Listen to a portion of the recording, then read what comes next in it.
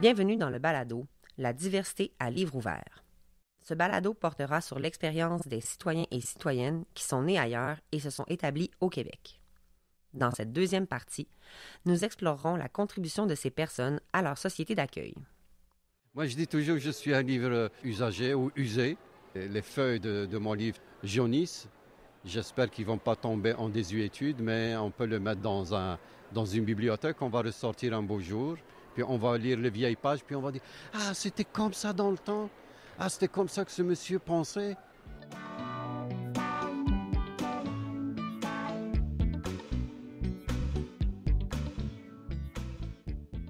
L'homme qui parle, c'est le livre vivant Boufeldja Benabdallah. Ce jour-là, il rencontre des lecteurs et des lectrices qui viennent écouter un passage de l'histoire de sa vie.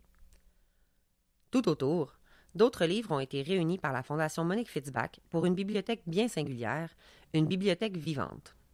Des livres en chair et en os, venus d'Haïti, du Paraguay, du Cameroun, d'Algérie, d'Ukraine et d'ailleurs. Je m'appelle Élise de Rome et j'ai participé à l'organisation de cette bibliothèque vivante avec la Fondation Monique Fitzbach. Écoutons un premier lecteur commenter sa rencontre avec Boufeldja.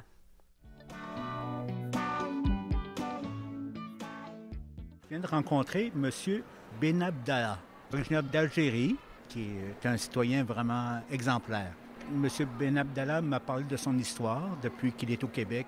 Ce qui m'a surpris beaucoup dans son histoire, c'est comment il a parlé du Québec et des gens qui ont construit ce pays, comment ils ont travaillé dur pour arriver à ce que nous sommes devenus et comment lui, il a été impressionné par cela.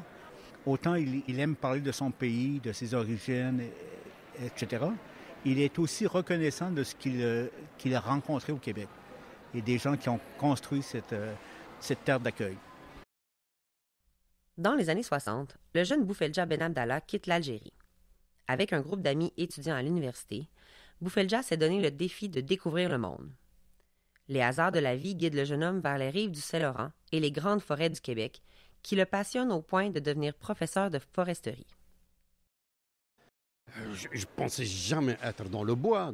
Je me suis retrouvé dans la foresterie, l'industrie, et ça m'a surpris comment un domaine qui s'appelle l'or vert du Québec a fait la richesse qu'on a autour de nous. Il y a une ressource qui s'appelle le bois qui a fait la richesse du pays dans lequel je vis. Et ça a été fait comment? Ça a été fait par des hommes et des femmes qui ont travaillé très dur pour sortir la pitoune, qui ont travaillé très dur pour sortir le 2x4. Et ces 2x4, c'est pour construire des maisons. Et pendant qu'on sort le bois, c'est les mamans qui restent avec les enfants, qui les font grandir, qui les font enseigner. Il faut que les gens se remettent sur leurs pieds et voient comment cette richesse qu'on a actuellement, ça a été fait à la force des bras et de résilience, de force de caractère. Boufeldja n'a pas fait qu'admirer les arbres du Québec. Il y a aussi pris racine. Et cette place, il la revendique avec fierté. J'ai 4 enfants et j'ai 7 petits-enfants qui sont nés tous ici. Si on me dit que je ne construis pas la société, je leur dis, c'est pas vrai. Je suis ici et mes enfants sont ici et je suis une partie de ce bel édifice qu'on est en train de construire et qui se construira jusqu'à la fin. Il n'y a pas de fin pour construire une société. Il n'y a pas de fin. Et là, nous les nouveaux arrivants qui bénéficions de toute cette richesse, il faut qu'on soit reconnaissant envers ce peuple qui, j'accepte, ça va être le mien pour toujours et celui de mes enfants. C'est comme ça que je vois les choses. Les livres trouvent leurs lecteurs, leurs lectrices, des gens avides de découvrir leur histoire.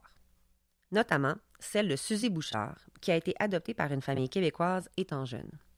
Je suis venu voir là, un livre vivant ici, voir une présentation. J'ai trouvé ça très intéressant. Suzy Bouchard, c'est une enseignante en soins infirmiers qui vient d'Haïti, qui a été adoptée par une famille québécoise, qui s'implique beaucoup dans la communauté du Québec. C'est une personne qui a survécu à quelque part à une tragédie humaine. Elle nous a raconté tout ce qu'elle faisait aussi. Elle était une enfant très timide. Aujourd'hui, fait beaucoup de choses, va à la rencontre des gens, avec pleine d'ouverture, d'empathie. C'était vraiment, ça m'a touchée. Souvent, on se sent seul, on se dit qu'on a l'impression d'être un peu tout seul à vivre les choses, mais il y a du monde qu'on peut aller voir, des gens qu'on peut rencontrer et, pour nous soutenir et puis pour pouvoir avancer. C'était super surprenant. Des personnes qui sont le fruit de deux cultures, c'est aussi ça le portrait du Québec. Accompagnée de romans et de livres jeunesse, Suzy parle de son expérience et des préjugés qu'elle a rencontrés. Les préjugés, elle les a vécus, tu sais, là où elle a grandi, à Chibougamau. Des préjugés peuvent blesser sans qu'on s'en rende compte, là, tu sais, des fois, ça se fait passivement un peu. La vie l'a amenée jusqu'ici, puis où elle aide les gens. Aller à la rencontre des gens, ça permet de mieux connaître, donc de mieux apprécier aussi après.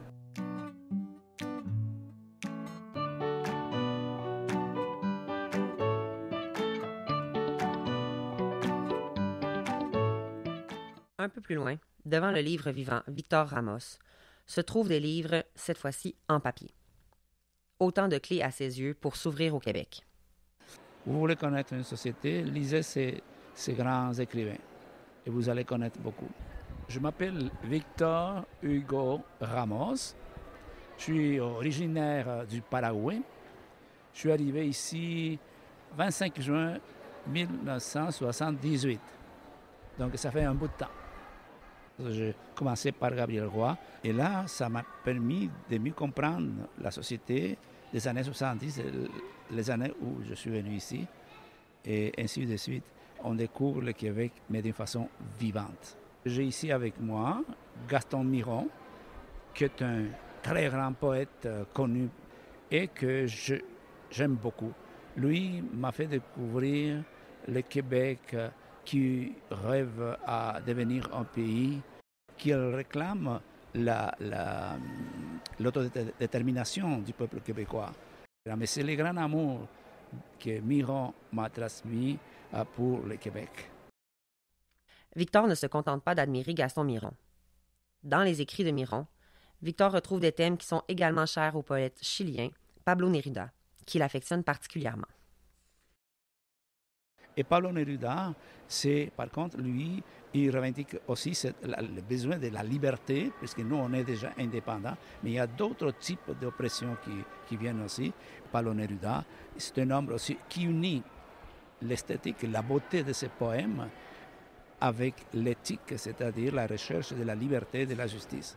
Pour mieux unir le destin des deux poètes, Victor imagine un événement hors du commun en 2008. La soirée s'appelait de la façon suivante, soirée poétique et musicale, et hommage à Gaston Miron et Pablo Neruda. Les deux étaient ensemble, on les a unis. Et c'était une soirée où on faisait dialoguer les deux par leurs poèmes. Et c'était nos invités virtuels. Les gens ont beaucoup aimé parce qu'il y a beaucoup de points de coïncidence entre ces deux grands esprits. Et la veuve de Gaston Miron était là. Elle a dit publiquement que pour elle, c'était la meilleure soirée hommage faite à Gaston Miron. Et l'idée géniale de venir à Pablo Neruda, elle met les deux ensemble. Sa contribution, Natalia Pavlenko la partage fièrement avec le public. Depuis son arrivée au Québec au printemps 2023, cette Ukrainienne s'est donnée comme mission de mettre un visage humain sur la guerre que subit son pays. Ce visage, c'est celui de son enseignante qui se bat sur le front. Les gens, quand ils écoutent mon histoire, ils ont envie aussi de partager son sensation, son sentiment, ses histoires à eux, comment ils voient la guerre, comment ils voient la situation en général dans le monde. Donc, ils me parlent beaucoup, les gens. Et c'est intéressant quand même de voir...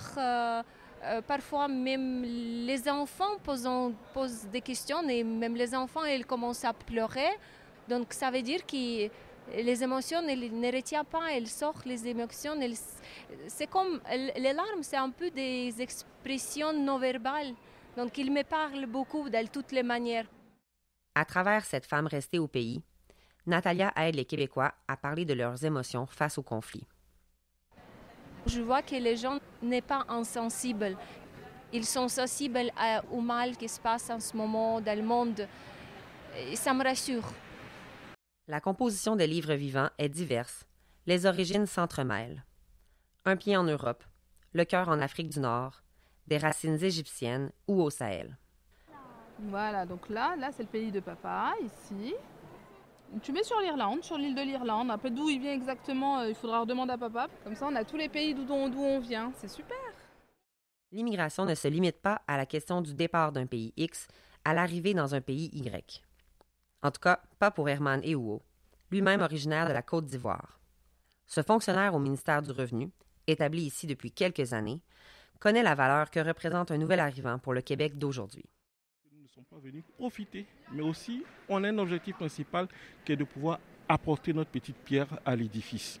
Et c'est là l'intérêt particulier de rappeler toujours à la société d'accueil qu'elle a un rôle important à jouer dans la transformation d'un simple inconnu, d'un simple numéro d'assurance sociale à une personne humaine valorisée, capable de pouvoir apporter sa contribution.